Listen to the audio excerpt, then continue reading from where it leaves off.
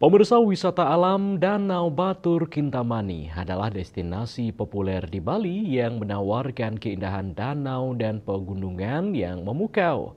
Tak salah jika wisatawan ini menjadi salah satu pilihan favorit masyarakat, terutama generasi muda.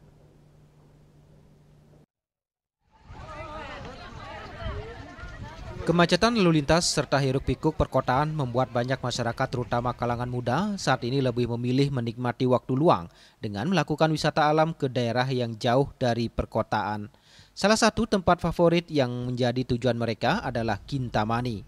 Tempat ini menawarkan keindahan alam yakni danau vulkanik yang tenang di dalam kaldera Gunung Batur.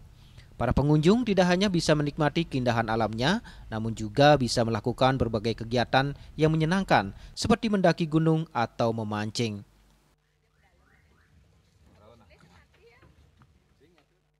Karena pengen jauh aja dari kebisingan kota, terus pengen menikmati suasana alam yang baru, udara segar, terus memilih wisata alam untuk berpergian bersama keluarga karena saya ingin menikmati alam yang indah terutama di Bali, dan saya juga ingin jauh dari hiruk-pikuk kota dan keramaian di kota.